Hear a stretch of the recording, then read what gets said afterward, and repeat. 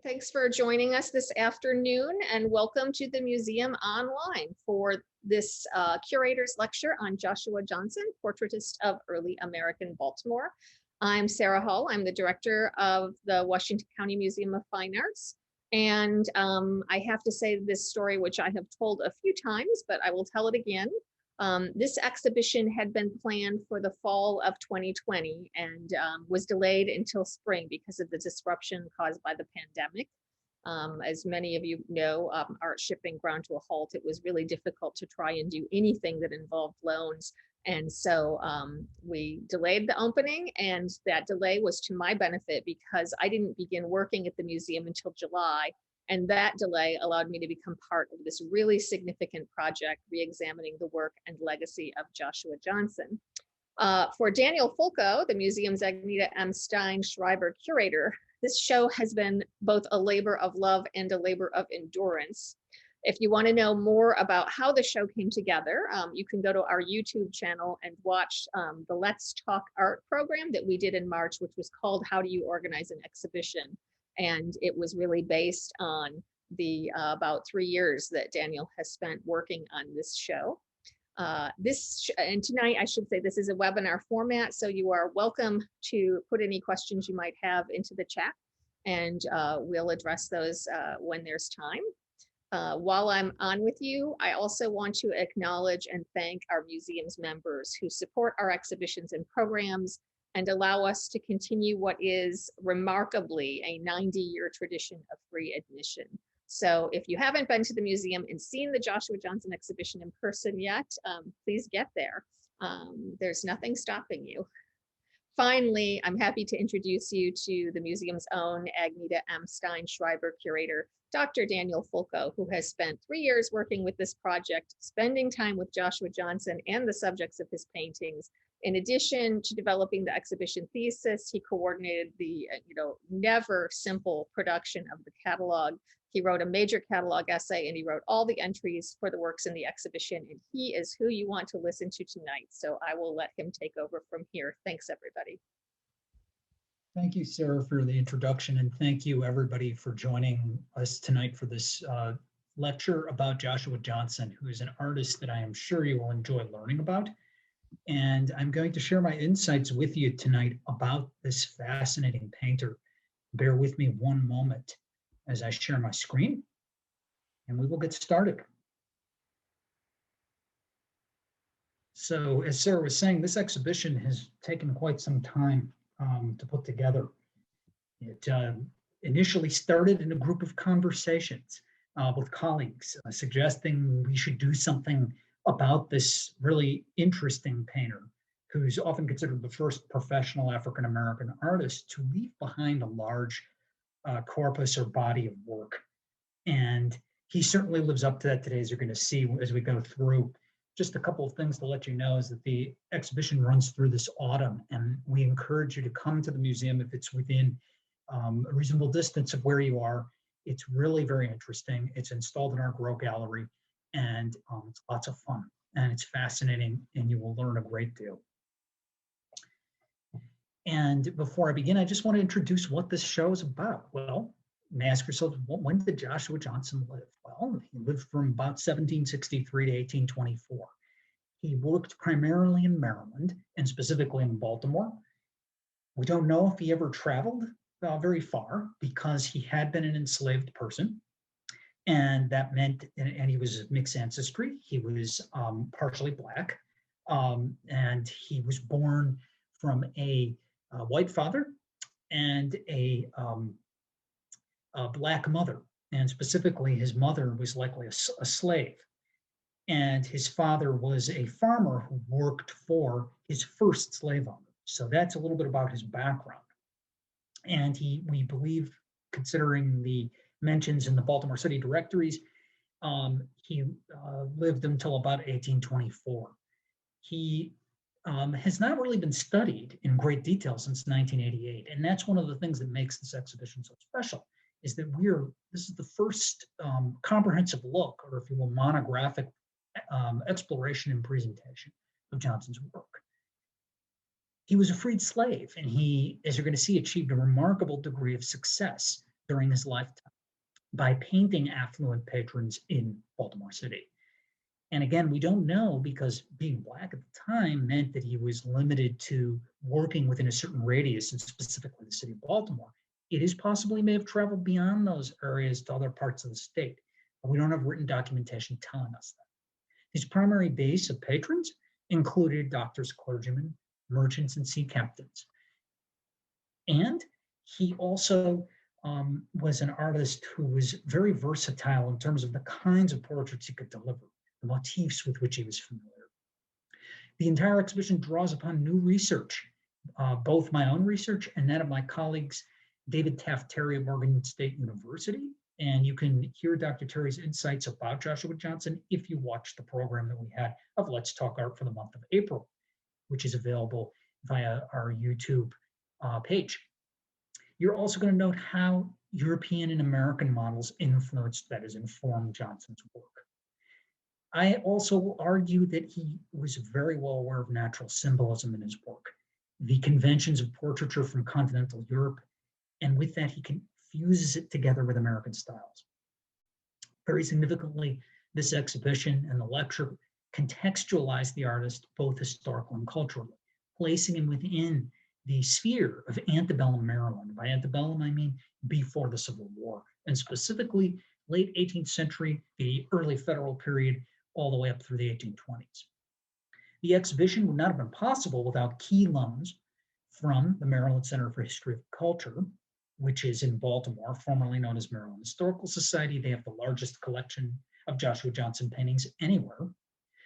We have several loans from the Baltimore Museum of Art, one from the Archdiocese of Baltimore, a painting from the Bowdoin College Museum of Art, and one from a private collection. And very importantly, we have 2 Joshua Johnson portraits in our own collection at Washington County Museum of Fine Arts. Here I show you the cover of a catalog that is produced in conjunction with the exhibition. And you can obtain one in paperback format like you see here, or you can purchase it as an ebook by inquiring at the museum. $25 for a paperback copy and $10 for an ebook. So this catalog goes into much more depth, and it has catalog entries which describe each work that it's exhibited in the exhibition, of which there are 26 total, and some 12 to 13 portraits by Johnson. But the whole idea for this show began with our 2 portraits that I'll get into more detail about later on. And these are by Johnson and their portrait of the Yo family members, specifically Benjamin Franklin Yo Sr. pictured on the left and his wife on the right, son and daughter shown here. We'll get into more of the symbolism there, but that's the impetus for the entire exhibition. Now, in terms of our understanding or comprehension of Joshua Johnson, I would not have been able to work on this, nor my colleagues, without the fundamental work of this man on whom you're looking, Jacob Hall Pleasance, MD. And this is very interesting because he was trained as a medical doctor at Johns Hopkins Medical School back in the early 20th century. But as was the case back in the day, sometimes people who specialized in one particular profession would morph into doing or working on other things. And that's what happened with Dr. Pleasance, is that yes, he was a medical doctor, but later in his career, he was very successful, and he decided to devote himself to studying Maryland's history, and specifically from about the colonial period through the early 19th century, and also studying its fine and decorative art traditions. And Jacob Hall Pleasance is really critical because he's the first person to study Joshua Johnson in any detail. He notices this artist, works which were primarily at that time in private collections in Maryland. He decides he wants to learn more about this artist who is known by name because of the descendants who own his portraits as a Negro painter of slave origins and originally freed. So it sort of comes as oral tradition at the beginning. And then Pleasance starts to look into the Baltimore City directories and into other sources. And he finds out much more. And what this leads to is his publishing of important magazine articles and the organization of an exhibition. 2 of them actually, one at the Baltimore Museum of Art and one here at the now defunct Peel Museum. The structure is still standing, but the museum no longer in operation. It closed some years ago. So he organizes two of these exhibitions, and very significantly at the BMA back in the 1930s, at a time when African American art was something that was not studied very much. And this was really quite important. It actually planted the seeds for many of the activities that are going on in this country now as we refocus and study the work of Black Americans in many different regards. So Pleasance really sort of provided a forum for the study of Johnson's work. And he publishes this important article in Maryland Historical Magazine in June 1942. You're going to see these portraits as I continue through of the Mccurdy family members. At that time, they were in totally different collections. And this article is really what forms the basis of what we know about this artist, upon which scholars would build in later periods. Before 1988, in 1987, when this show, Joshua Johnson, Freeman, an Early American Portrait Painter, opened at Maryland Historical Society, Johnson was pretty much represented and studied, I would say, in a more piecemeal fashion. In other words, he was shown in conjunction with other American painters, sometimes with other Black artists. It depended on the situation. But it's in 1988 that Carolyn Weekly, the primary curator of this exhibition, and also formerly curator down at the Abbey Aldrich Rockefeller Museum of American Folk Art, Williamsburg, Virginia. She is going to study this artist in a great deal of detail. And our work here with this exhibition builds upon those seminal studies in the catalog resume that Carolyn Weekly produced here in 1988. It builds upon that. So that provides you with sort of a context of where the scholarship came from. Now let's get back to Johnson. Johnson, by the time he's born in around 1763, he actually is living outside of the city limits, which would be up here in the countryside. This is a print that was done after an amateur artist named John Mole of a view of Baltimore in 1752. At that time, it's a tobacco trading port.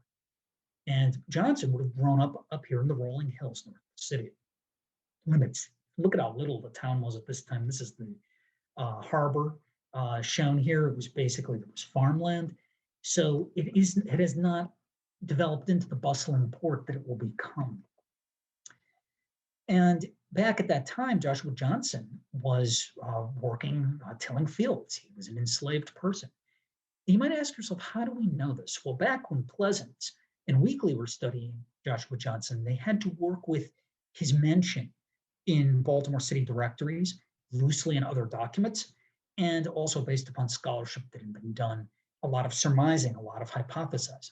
But it's in 1995 when Joshua Johnson's record of sale and deed of manumission, that is his being set free, surfaces in the Baltimore County Chattel records, that we definitively prove his ethnic identity, and we know for a fact that he was a free man.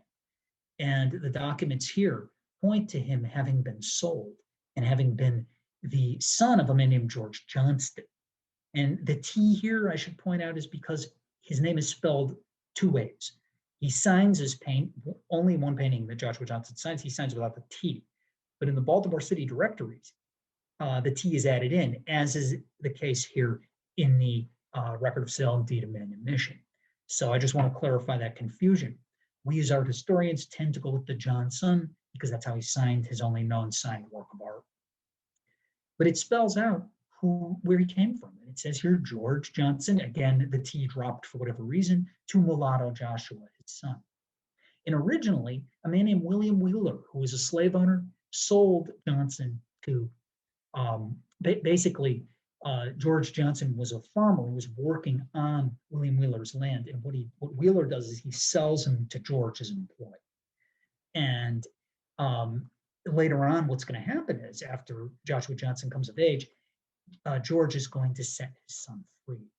And that occurs in a manumission ceremony and procedure overseen by that man that I mentioned before, John Mole. And I'll come back to him afterwards. And as you can see here, this document spells out all of their names. So this is really very important because this definitively establishes the artist's identity, which had been speculated on for such a long time. Now, in between the time of Jacob Hall Pleasance and Carolyn Weekly, we have other very important art historians and scholars, including David C. Driscoll, and also Romare Bearden, the famous artist, but he was also an important African-American art historian. Driscoll and Bearden were very close to one another, and they also wrote about Johnson's work. I may refer to them as we go through this. So we have a sort of a chronology here of how the scholarship on Joshua Johnson evolves to the point that we get at here with the current exhibition. And it's on top of those observations that people like Carolyn Weekly built. Another important person who's now museum director is Linda Roscoe Hardigan, who wrote about him. Now, as Johnson grows older and he is freed, he's manumitted, he's going to relocate. Before he gets manumitted, he actually has an apprenticeship to a blacksmith. And then when he comes of age, he is released from that indentured servitude, that work that he had to do. And he makes his way down to Baltimore City, or as it was sometimes known at that time, Baltimore Town. Between the mid-18th century, when Johnson's born, when he's very young, to 1823, as you see here in Francis Guy's painting, a lot happens. And the city just burgeons. It grows and it becomes tremendously prosperous. Look at all of the sailing vessels that are coming into the harbor and how large the town has become. He's going to move out from what's today Baltimore County, where he lives, and he's going to come down into the city. I like to show this landscape because it's very expansive. It gives you a sense of what the town looked like at the time. And in 1798, this is the first mention that we have of him publicly. He also will be entered into the Baltimore City directories. This is the first time he advertises. And that's the advertisement on the left. This is in the Baltimore Intelligencer newspaper. And it has a lot of important evidence in it. And specifically, I want you to point you to this, a self-taught genius. This really says a lot about how Johnson sees himself. He derives, as he explains here, his creativity from nature and industry and his knowledge of the art. And having experienced many insuperable obstacles in the pursuit of his studies, it is highly gratifying to him to make assurances of his ability to execute all commands, etc. And very interestingly, with this little hand that's drawn in here, it asks his clients to apply at his house in the alley leading from Charles to Hanover Street, back of Sears Tower, and then his name.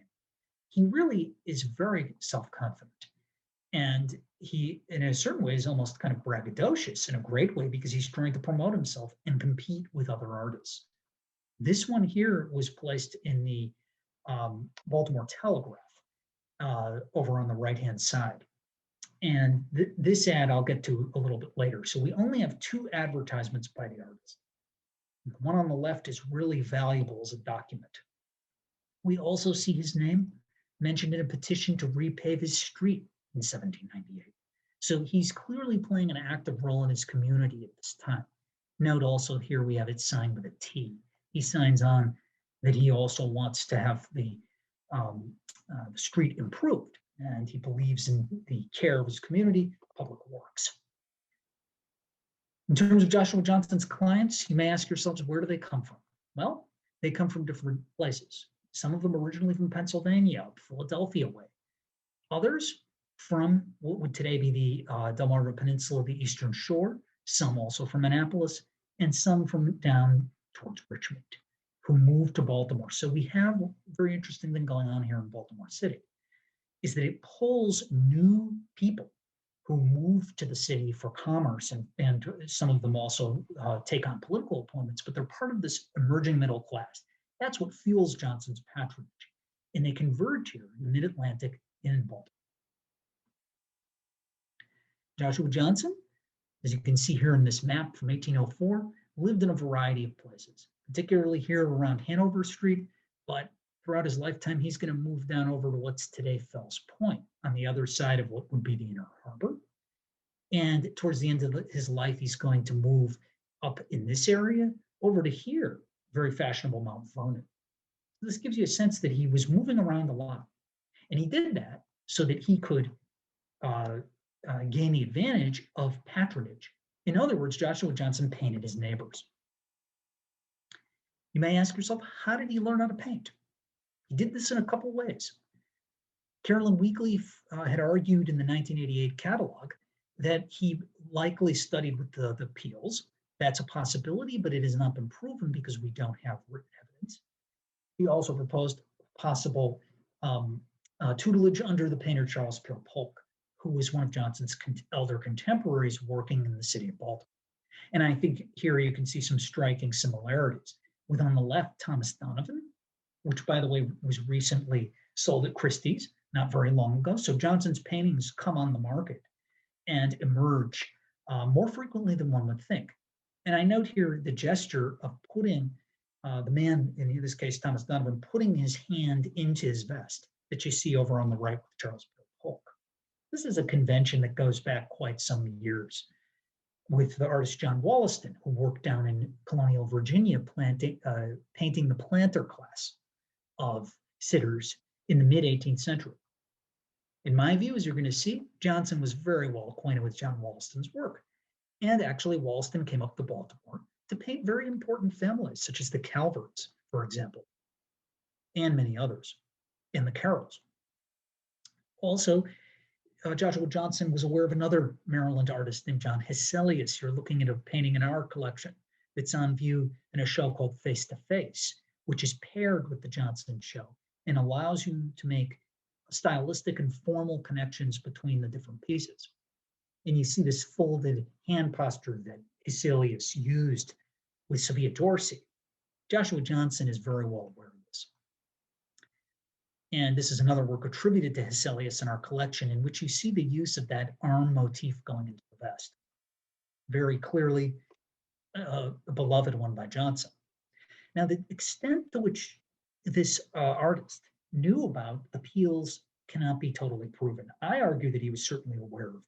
But the fact that the question, did he study with them? Probably not, because the Peels ran in different circles than Johnson. Johnson, in many regards, was more of a counterpart to Charles Peale Polk, in my view, than to the Peels, such as Charles Wilson, who's the patriarch of the Peale family of portraitists. But they were his contemporaries and competitors.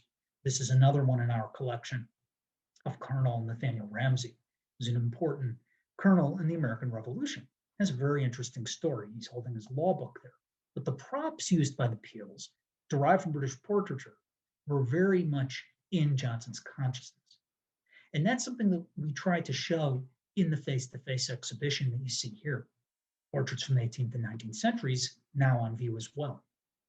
This exhibition includes examples like this. Peter Pelham's portrait of the actress, British actress, Susanna Saint-Livre, 1720. Or a portrait in our collection attributed to Wollaston of another one of those important members of that Virginia planter family, the Randolphs. And as you can see here, we've got the use of this spandrel portrait format. And when I talk about a spandrel, I mean this curved part of the portrait that's up here. And also the use of the drapery, the expression of the sitter. These are conventions with which Johnson was familiar. He would have seen both oil portraits and, in my view, engravings. And you might ask yourself, where did he acquire the engravings? At that time, it was very easy in 19th century Maryland, and as it was in other parts of America at the time, to purchase prints in taverns and other shops, sometimes bookshops as well. And Johnson really, I think, had a large base of things to draw upon. In the face-to-face exhibition, we also see examples like this, British portraiture by an unknown British artist, John Bolton of Blackburn, who's from central England, upper-class individual, or this really great portrait, attributed to George Henry Harlow, of a mother and child. And there's this sense in the 19th century that I argue that Johnson's picking up on, of the growing relaxing of portraiture conventions in which children and parents, particularly mothers and children, are shown in tender poses and interactions with one another. And this thing going on across the Atlantic in England also is sort of being exchanged and traded between the American colonies and then later the New Republic. And I find this to be very interesting because it sort of forms one of my arguments for the exhibition, is that Joshua Johnson, here's his painting of Abner Coker, shown on the right, is not working in isolation, but rather in conjunction with earlier and developments in his times. Now, I must point out very briefly that Joshua Johnson is not the first Black artist to work between the American colonies and England, for example, or within the American colonies, properly America. We have an artist named Prince DeMar Barnes, who worked in colonial Massachusetts. However, Prince DeMar, as he was known, was enslaved. So that sets up a different situation, whereas Joshua Johnson is a free man. He's able to practice as he wishes. And Prince DeMar Barnes was enslaved by these two individuals shown on the right. His owner, slave owners, Christian on the left and Henry Barnes on the right.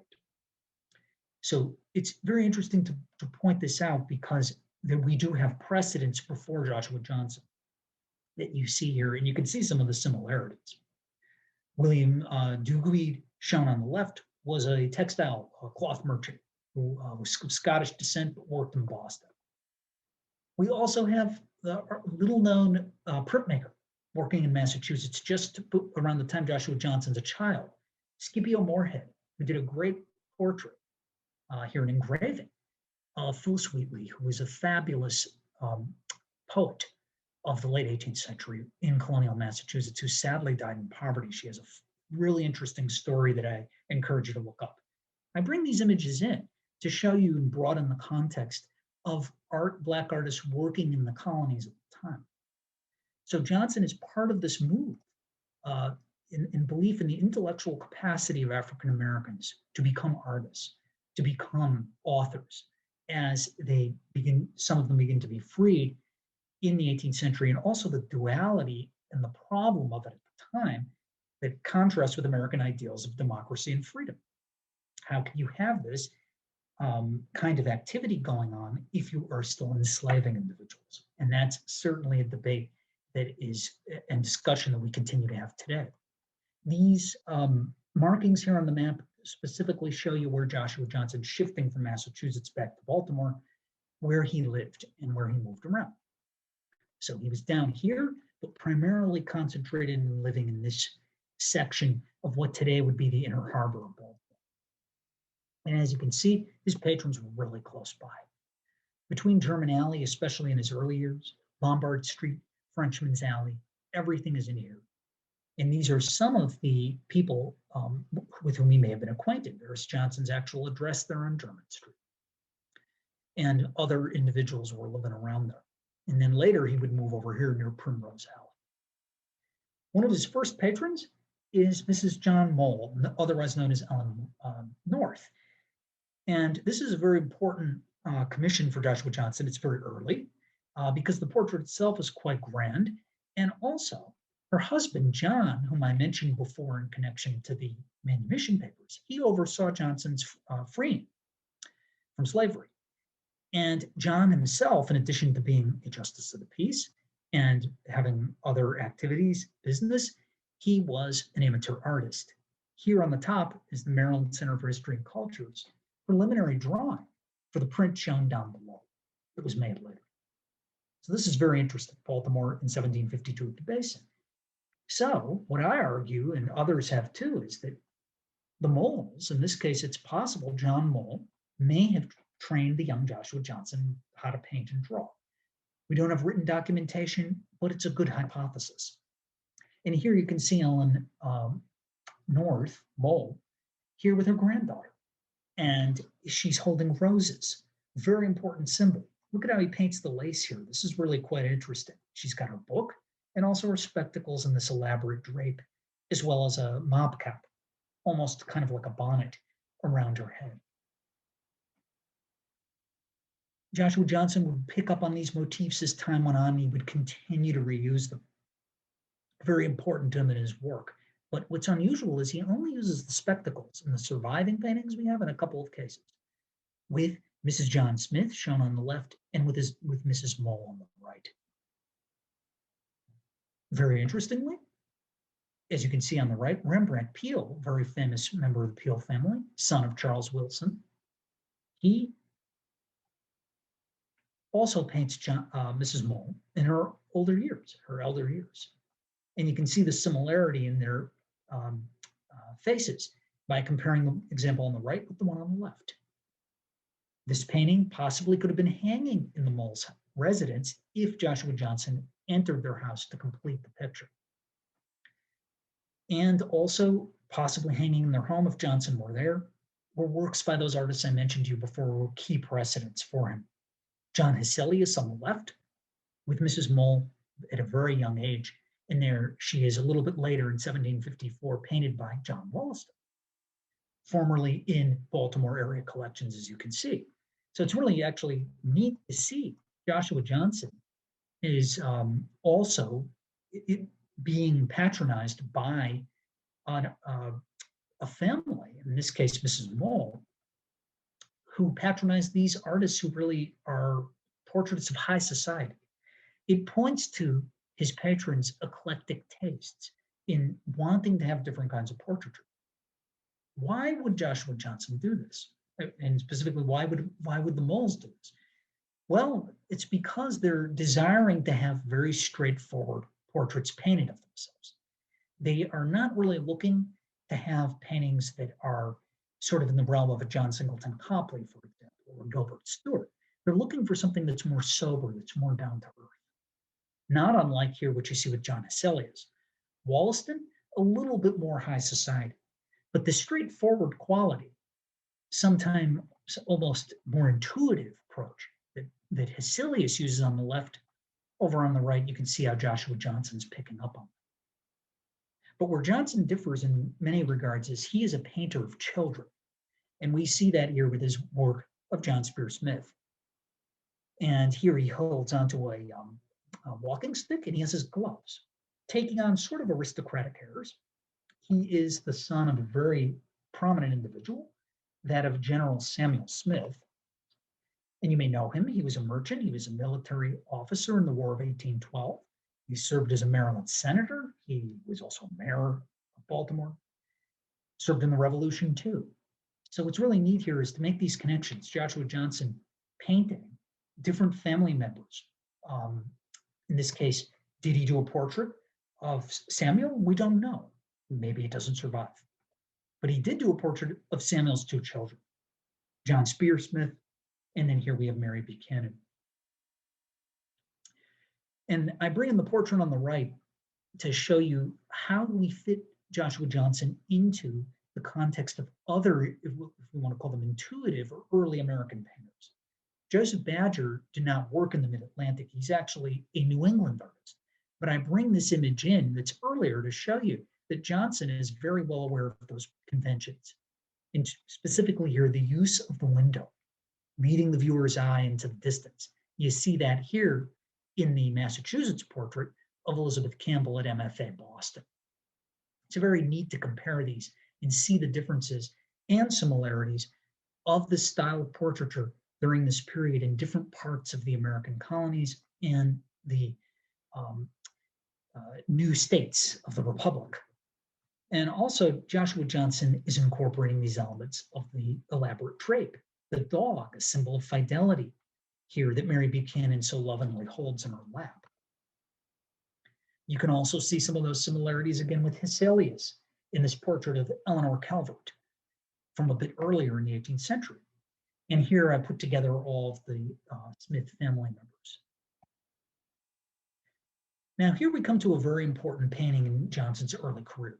This is of Sarah Ogden Gustin, and it dates from around the same period, 1798. And it has a relationship to a painting that's on view in the exhibition, not by Joshua Johnson, but by an unknown artist, of a young girl holding a rose. Here she holds onto rose leaves, and we see the use of these roses a lot. Look also at the use of the landscape that leads our eye into the distance. This is a very significant painting because it's his only signed work that we know of.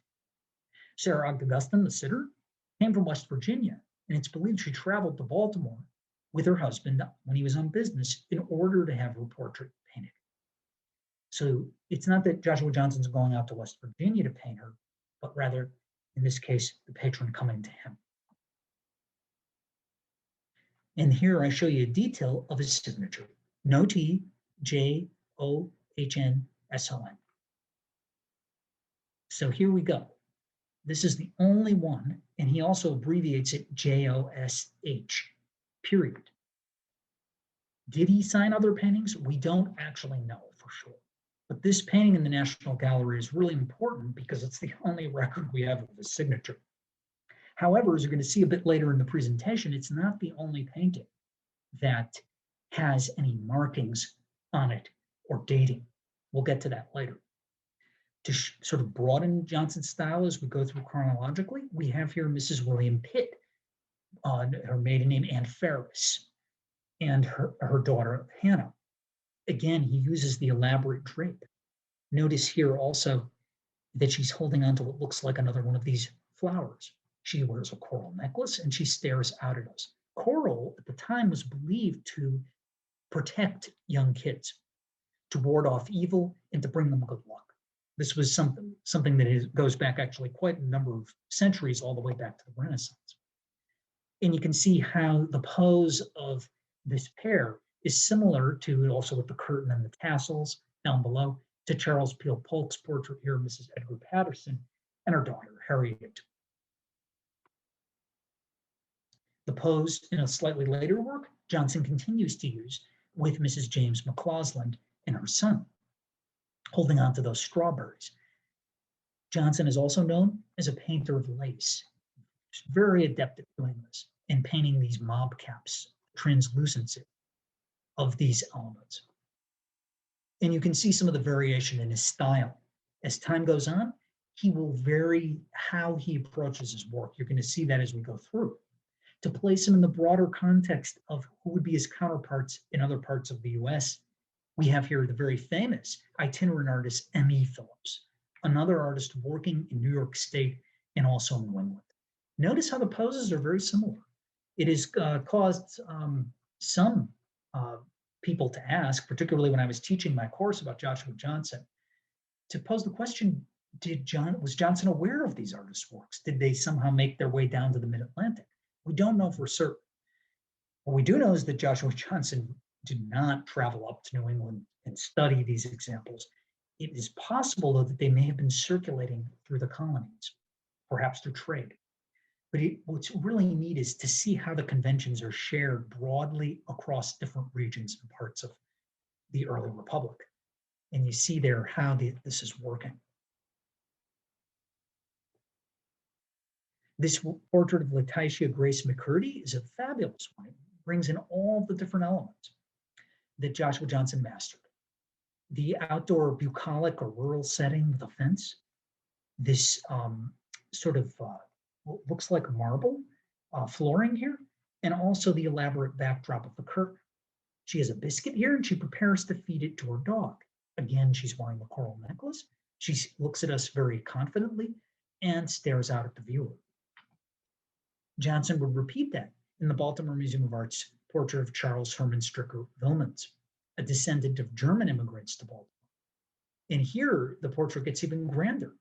Not only does he hold gloves, he has a dog, he wears the pointy red shoes, we have the elaborate drape and tassel on the left, and he holds a musket, pointing to perhaps the association of shooting firearms as a pastime of gentlemen at the time.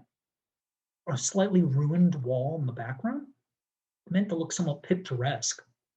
And then we see what looks like a large house or an estate in the background. Again, the use of the tiled floor as well. This lets us know that this little boy comes from a lot of money and that his parents are very affluent and very likely own an estate outside of Baltimore City proper. Notice how the two portraits share those conventions. However, Johnson sort of alters the props and the situation differently in each case. Here, Grace Allison McCurdy appears again, Lattasia Grace occurs again with her mother and also her sister. In this instance, though, in the National Gallery's painting, the mother holds on to strawberries, a symbol of love and affection, also sweetness. And then over here, we have an entire basket of them, referring to abundance and prosperity. as they're seated here, these two on the Sheraton sofa with brass tacks. And if you compare the two, you can see the sort of differences in how Johnson depicted the little girl in each case. But he has a very good sense of how to paint the translucency. Also notice she's got her hand on an umbrella here, which is quite interesting. Joshua Johnson will continue to paint portraits and continue to attract new clients. So much so that, as he states here in this advertisement shown on the left, that he has to adjust his prices to compete with his competitors. And at this point, he's living at number 52 North Gay Street. And it's at that time that Johnson paints, around that time, that he paints a portrait of Archibald Dobbin, who was an important customs inspector for the city of Baltimore. This portrait is on view in the exhibition, and it exemplifies the artist's use of the oval and spandrel composition. Very interestingly, Dobbin, his brother, operated the newspaper in which Johnson placed his ad. So that begs the question as to whether or not Dobbin's brother may have facilitated the commission for him. We don't know. Or did perhaps Dobbin, in this case, Archibald Dobbin, help Johnson to get this advertisement in the paper? This can be compared to other ones in different collections, such as the Murphys that you see here in the Smithsonian. And here we come to one that's also on view in the exhibition called In the Garden, which is really quite interesting because we've got all kinds of symbolism going on here at work. We've got the roses, which symbolize the innocence and the sweetness, but also the love and affection. Again, this little girl, her identity, we don't know, is standing within a garden setting with almost sort of a covering that has a translucency to it. And here she motions to and points to a moth, which almost resembles a Cercopia moth, actually. And she looks out at us. She stares out with those almost almond-shaped eyes, very distinctive of Johnson's pictorial style, in a lush garden setting. And the moth itself is really intriguing because sometimes it's seen as a symbol of death throughout art history. But I view it as being more ambiguous. And in this sense, I mean that Johnson's paintings are open to multiple forms of interpretation. While the moth can symbolize the passing of life, it also points to the regeneration, the rebirth, metamorphosis, and change. And Joshua Johnson is doing this at this time in order to point to the fragility of the life of kids, of the existence of children at the time in which we have a very high mortality rate. And he has a way of sort of subtly alluding to their condition through the use of these symbolic motifs. Now, like the Baltimore Museum of Art's painting here in the garden, we see the same kind of thing going on here with Portrait of Sarah Maria Coward, which comes from about a year later in the Studio Museum in Harlem's collection. Again, the child is pointing to that moth, and here we have those pink roses. But in this instance, it's very neat because Joshua Johnson put her in a much more wild, untamed natural setting, almost with what looks like in the background, those are clouds or perhaps mountains. But here on the left, the setting is more controlled. It's not wild nature. And we might say, how would Johnson have known these pictorial motifs that have allegorical or metaphoric connotations? Well, I argue, like with the prints, that Johnson was a patron of bookshops or print shops in Baltimore, where he might have been able to obtain engravings or books themselves, such as this, from the British author, emblematist Philip Ayres, his Emblemata Amatoria, published in London, for example, in 1683, but produced for the American market in subsequent editions. It's within these kinds of emblem books that these flowers, insects, and other important naturalia were reproduced and created for artists to be able to draw upon in their compositions. As you can see, as I go through these slides, Joshua Johnson reused this motif of the moth, as well as the roses, fruit very frequently, such as this one of Adelia Lender down in the Smithsonian. Sarah Maria Cower, similar how she's pointing to the rose, that use of the garden setting that you see here in the National Gallery's Charles Peel Polk, Anna Maria Cumston. Or this pair of paintings that were on the art market a couple of years ago of a portrait of a little girl and a boy that are shown, very similar to In the Garden. So this was a subgenre within his work that he specialized in. He also created unusual ones like this, very well-known Joshua Johnson painting in the Met's collection called Emma Van Name. And this one is really quite famous because the goblet next to which this young girl stands is filled with these strawberries. It shows abundance and perhaps alludes to or tries to bring good fortune to this girl, who wears what looks like perhaps is a flower attached to or pinned to her mob cap. Again, she wears the coral necklace. She holds up one piece of fruit, and around her neck she has a whistle. You also can see the landscape outside, but the goblet is so large and it's placed on this marble tile floor. I bring in the back of the painting just to show how many exhibitions this has been in over the years. It is very famous and sort of an iconic image of intuitive American art from the early 19th century. Moving along, we can see how Joshua Johnson's shoes also relate to the way that other artists painted shoes, like John Brewster Jr. of New England, with the one that you see on the left. From there, we move to subjects dealing with family and identity and gender roles, particularly our works in the Washington County Museum of Fine Arts collection. Portrait of Benjamin Franklin Yo, Sr. and Jr. on the left, and on the right of Susanna Amos and Mary Elizabeth Yo, which are quite interesting because there's an identical pair, which I will get to here. Same subject, likely painted, in my view, earlier, that belonged to the Museum of Early Southern Decorative Arts in Winston-Salem, North Carolina. Now, if we take all four of them and we put them side by side, we can see the subtle differences, particularly in the handling of the father's hair, also his facial expression. The eyes here are less rounded and more oval. And over here, we can see some of those differences, slightly more detailed here, thereby making it, in my view, probably earlier rather than later. And you can also see sort of the adjustment of some of these motifs. Again, the use of the brass tacked sofa in which they sit, and also this kind of chair in which both of them are placed. Also the way that the boy looks out here. And I should point out that these are Washington County residents, very close to the museum. The Yos originally, Benjamin Franklin Yo had a business, a tailoring business that he ran out of Baltimore, but he would move to Hagerstown and reestablish his shop there.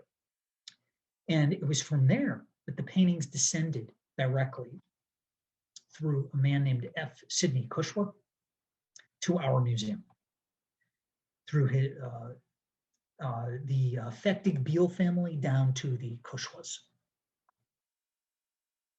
And again, I like to point out to show how artists working, for example, up in New England and Connecticut, John Brewster Jr. with the Lucy Knapp Mygat and son portrait, we see the sort of tender interaction between mothers and children at this time. A little bit stiffer in the New England version, but a beginning of the relaxation of these conventions in the early 19th century. Now, another really interesting thing to see is Joshua Johnson was using different kinds of motifs. Here we've got the little boys here of John Jacob Anderson and his sons holding on to grapes. And a symbol of plenty, often associated with allegories of autumn and summer and abundance. And look at the pose that he has here. And you'll note how it's similar in some regards to how Benjamin Franklin Yo extends his hand in this tender manner to his father. Also notice he holds on to a rose. But in this case, the Anderson boys, they have grapes. Instead, he holds on to a letter. It almost looks like he's about to accept. So there's this connection between fathers and sons, and also mothers and daughters that Joshua Johnson is depicting very lovingly. You can see that here in this very grand portrait of the James McCormick family from 1804 and 1805. It's one of the centerpieces of our exhibition at the museum. And what's really interesting about this painting is that one of the daughters is placed right in the middle of the composition. She almost anchors it. Over here, we have what looks like it's either son or daughter with the mother. And then the son, the eldest son, is over here with his father, who's a merchant. And he shares the letter with him, almost as if alluding to his point, sort of sending a message to the viewer that perhaps he may follow in his father's footsteps in his business. But here, the daughter, seated in the middle, their pointy pink shoes, with a bowl filled with what look like both cherries and strawberries, is sort of a symbol of abundance. What this points to is that perhaps she will have a fruitful life, literally, and that she may also have many children to continue the progeny of the family. And this is one argument that I make in the exhibition catalog, is that Johnson is sort of playing around with subtly gender roles and the conventions of the sitters. In other words, they're not just straight depictions or records of these people. He's trying to tell us a little bit about them by using these, if you want to call them props, or forms of symbolism. And again, he very adeptly handles the lace and the garments of the sitters. So Johnson at this point is approaching the peak of his career. He did do other complete family groups, such as this one here in the National Gallery, but this one is by far one of the most significant, grandest, that has all the details. Because as time went on, Johnson would get commissions where only part of the family would sit for the portrait, or certain family members would pass away, as we're going to see in a bit. Here, we only have the mother and her children with the Kennedy Long family that you see. But again, the basket of fruit shows up. We see, like before with Emma Van Name, the whistle. And in this case, we have a book of music that's open, which points to the role of the mother, in this case, as a player of music, as one of the pastimes of women in the early 19th century. Elaborate coral necklace, in the sharing of the fruit between daughter, or sister in this case, and her brother. So Johnson is really adept at this.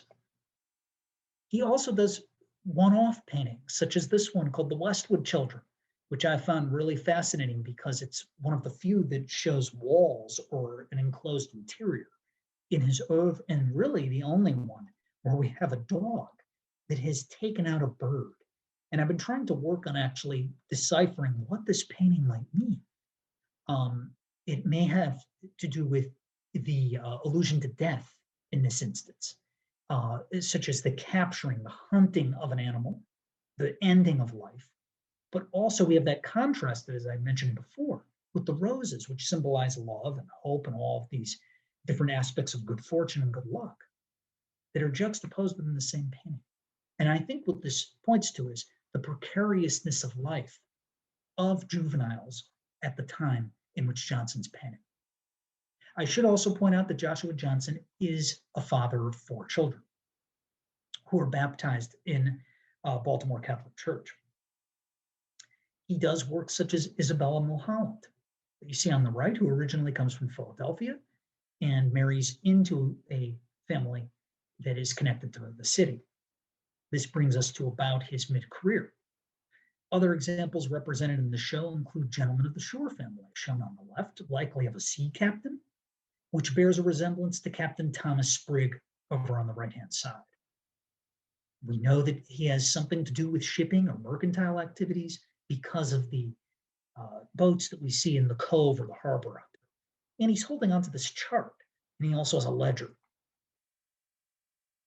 And notice how Joshua Johnson is always, I like to refer to him in some cases as a painter with very keen sense of decoration and how color schemes go together. The fabric, the upholstery, the chair, as well as the wood, also plays off of the book on the left. This one is really neat on the right because he depicts in all of its detail the sextant that Captain Sprigg holds in his right hand. This is one of the few paintings, in fact, I think one of the only ones in which we see this, and he's got a compass over here, and he's getting ready to chart a course. Other important paintings represented in the exhibition from Johnson's middle career include Charles Burnett and Marianne Burnett, who were tavern keepers. After her husband, Charles, passes away, his wife's going to take over the business and she's going to run it for many years. This is the only painting by Joshua Johnson to depict a man in military costume. And that is a very important record in terms of Joshua Johnson may have had other portraits of military leaders. And very significantly, the artist is, as an African-American, very closely connected to and aware of the African-American community in Baltimore City at the time. And here we have a portrait of Benjamin Banneker, who is a renowned African-American involved with abolitionist activities, but best known today for having published his almanac in the year 1795 that he presents to Thomas Jefferson. And all this is taking place within Baltimore City at the time. We do have a sizable free Black population, many of whom are connected to abolitionist activities. Before I'd mentioned that there's this element in the New Republic of freed Black Americans who are trying to sort of carve out their path to a professional career, and a creative one in the case of Joshua Johnson, with the portraits of these Coker family members. And Abner Coker, we don't know as much about him, but he was very likely a Methodist minister in Baltimore City. And it's within Baltimore that we have the establishment of the African Methodist Church, or African Bethel Church as well. And on the right, we have Daniel Coker. It is believed that these two artists are brothers. The painting on the left is from Bowdoin College Museum of Art, and it's in the exhibition. Very significantly, these are the only two surviving paintings that Joshua Johnson depicted of Black Americans. And they are very valuable records because they show us how these individuals dressed at the time, how they conceived of themselves. And very importantly, they show that they also, like Johnson's white patrons, wish to be portrayed in the same manner. In this case, Johnson employed the oval and spandrel composition. But Johnson was not the only painter who depicted members of the clergy in Baltimore. We have a important precedent for him with the Reverend G.W. Hobbs. This is of Richard Allen, who was another important minister who also was very likely familiar with Daniel Coker, knew Daniel Coker, and Abner Coker. But we only have one pastel remaining by the Reverend G.W. Hobbs of Richard Allen. We can see somewhat of the resemblance in this later 19th century engraving with the portrait of Daniel Coker here on the left.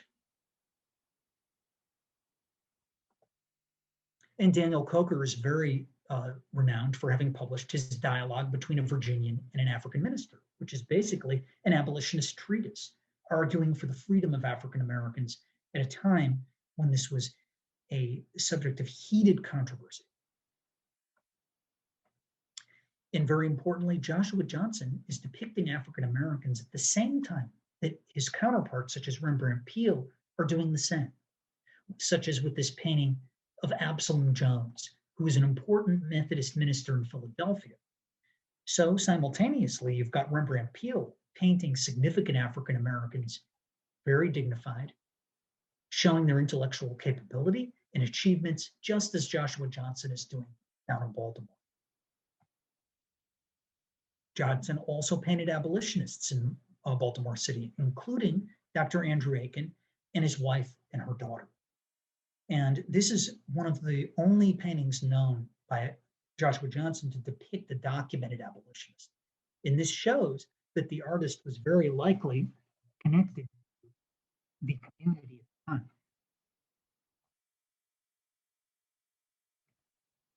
Joshua Johnson, as I had mentioned before, baptizes his children as Catholic, and he was acquainted with the very famous John Carroll, whom I might mention, by the way, is not without controversy because he himself was a slave owner. And that's what's so ironic at the time, is that Johnson, it must have been very strange and awkward for him to have to go into these people's homes or have them come to him, because he, having been freed, is painting the people who are still enslaving his fellow African Americans. So this is another aspect of the discussion about Johnson that we are also trying to discuss and come to terms with. But John Carroll is by far the most famous person that Johnson depicted. Also, John Carroll, while he favored gradual emancipation of slaves, he believed that no laws should be passed that freed all of them. So his views at the time were, and still are, certainly not without controversy. But look at the detail with which Johnson depicts him in all of his finery, with his cross and also this embroidery that he has around him, his alb, and also you can see here his what's called a beretta. He holds on to what looks like a Bible, and you'll notice the similarity with an earlier engraving after a now lost portrait by this artist, Leaney and Tanner's Reverend John Carroll. And it's my view that Joshua Johnson had access to this engraving. He may have even owned it, or perhaps the Archbishop, John Carroll shown on the left, first Bishop of America, provided it to Johnson. So how Johnson was acquainted with, got to know John Carroll, we may never know for certain, but it may have been through the fact that he had baptized his children in Baltimore's Catholic Church, as that was John Carroll's parish, his jurisdiction. And here you can see another portrait by Gilbert Stuart from the time and compare it, see some of the differences with Johnson's work. Now, as I wrap up here, I'm just going to go through and show you some of his later works. This one of a little boy named Basil Brown, and I bring it along because this is his only dated painting.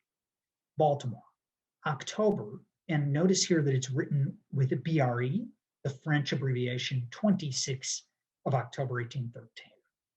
And this is really neat. It almost looks like he's got a play of things going on here. The boy had written this on the note. And this is really interesting because some scholars have argued that Johnson may have been, perhaps maybe his mother was of West Indian descent, or he knew French because of the abbreviation. Whether or not that's true, we don't have documentation. But it's an interesting hypothesis because in Baltimore, going back to the 18th century, you had a large population, particularly later in the 18th century, of Haitian refugees and or slaves who came from the Caribbean. Other subjects are the very detailed portrait of Charles Reader. This one is fabulous because you get to see his design for this steam engine that Johnson depicts in all this detail.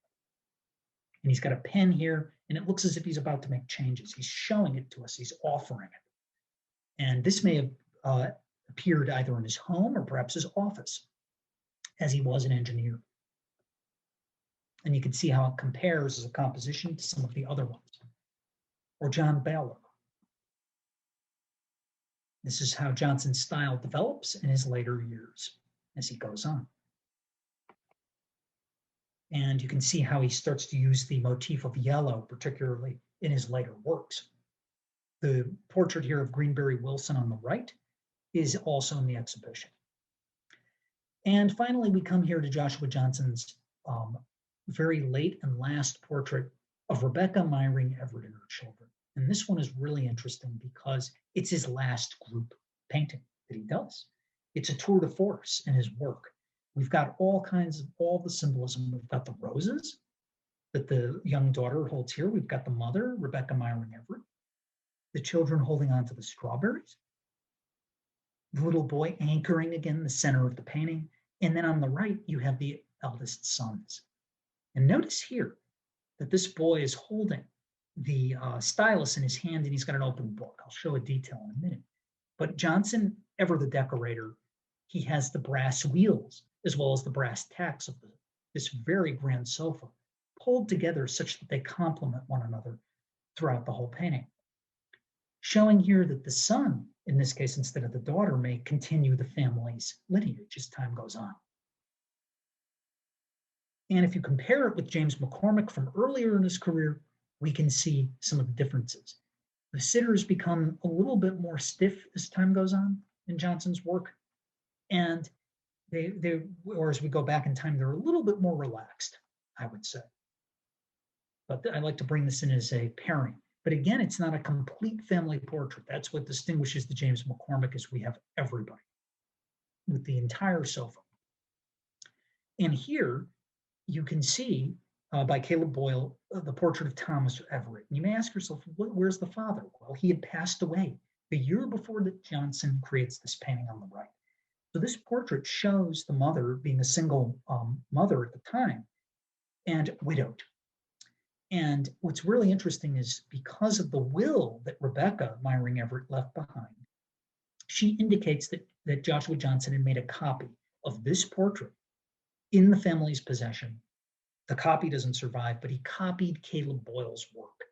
And it would be great if that portrait would surface, because we might be able to understand a bit more about how Johnson's creative process functioned. But what that documentation shows is that Joshua Johnson was copying the work of other artists. And in this case, also she indicates in his will that Johnson painted this in the year 1818. So her will really pulls this entire painting together in a very interesting way. So I'm going to stop there, and I'd like to open it up to questions.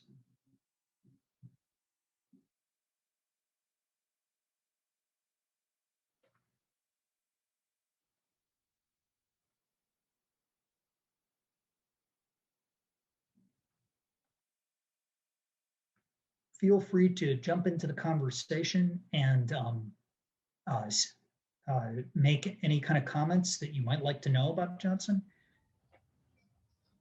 So Daniel, I'll ask a question which I found really interesting in one of our other conversations. Some folks were wondering about Joshua Johnson's family and if we have any knowledge of his children, what happened after his lifetime. That's a very good question, Sarah. We don't exactly know what happened to the kids.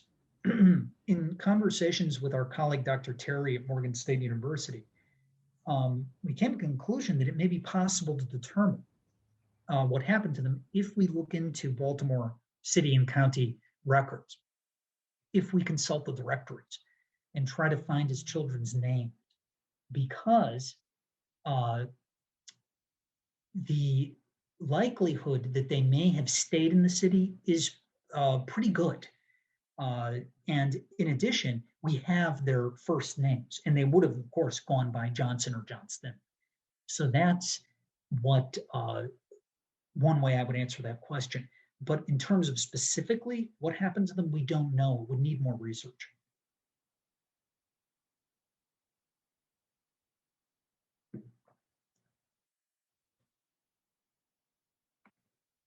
I wasn't sure how many questions we would have, so I did bring other slides, and I'll just briefly, as we're waiting here, it may spark more conversation. We have some other works that are in the exhibition, as I mentioned.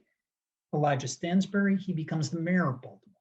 This is characteristic of Johnson's late work in terms of this sort of almond-shaped eyes. And then, sorry, that's not the correct title. This man's name is Greenberry Wilson.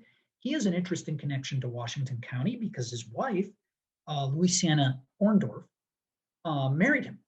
And she was a descendant of the renowned Orndorff family involved in agriculture and grist mills in Washington County.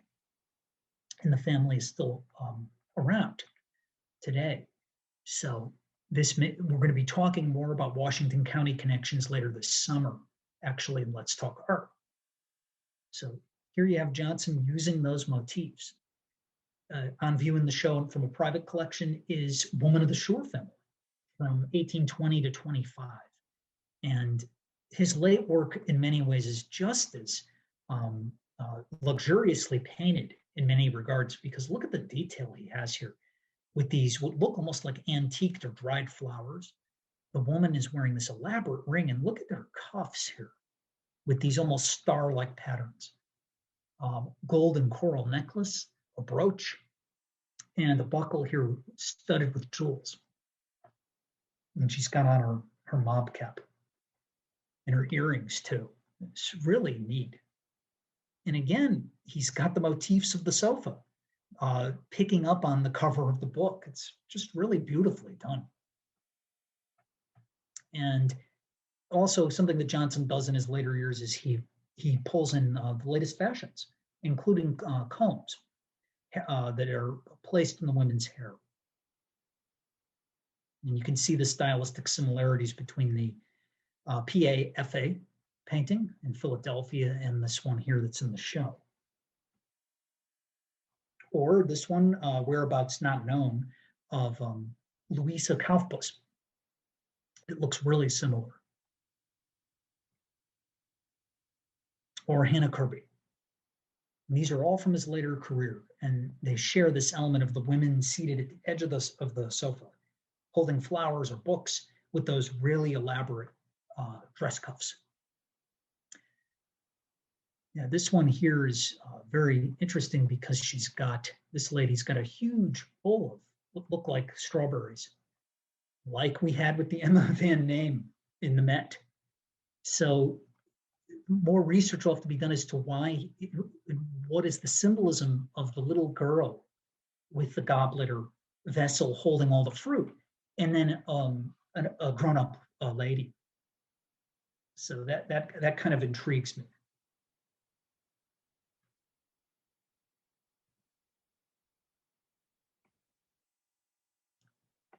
And then here are just a few last slides showing some of the other works that are in the exhibition, including a portrait on the right in our collection in the Washington County Museum of Fine Arts, attributed to an artist named Frederick Kemmelmeyer, who was a competitor to Joshua Johnson. Here is a sort of a collage of Johnson's competitors, many of them in the Maryland Center for History and Culture collection. Johnson was competing with miniaturists.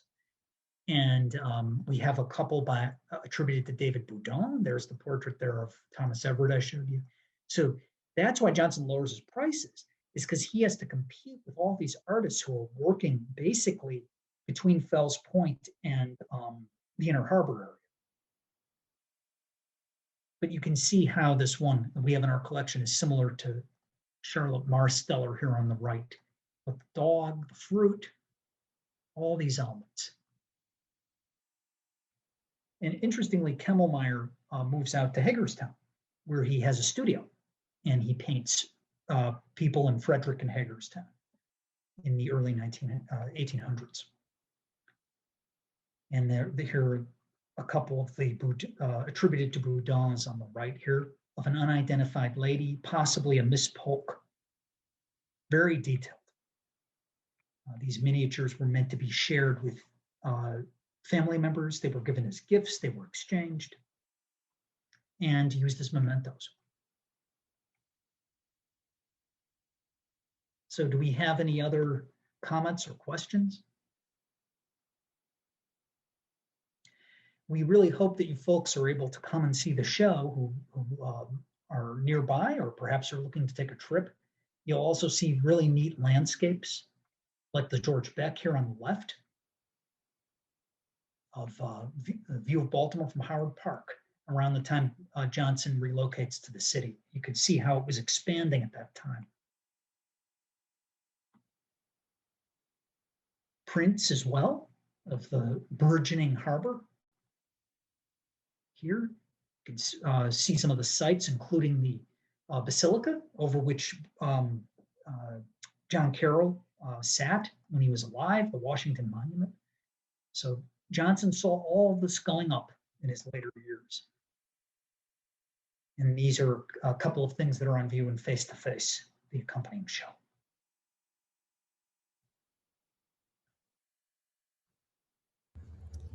I'll just say thanks, Daniel. That was really great. You know, I've talked to you about this show a lot over the last several months, but tonight was a really great experience in terms of pulling together a lot of the prior scholarship and giving a really terrific context for the exhibition, which does look really terrific, if I do say so myself. So people do need to come and experience it. And in the midst of all the paintings, the manumission papers are just so moving. That concrete piece of documentary evidence that added so much to our understanding of him. So it's really worth a trip to come visit us. Was a great evening. Thank you so much, Daniel. You're welcome, and thank you, Sarah, and thanks everybody for joining us. It's great to share my insights with you about this fascinating artist. Good night, everybody.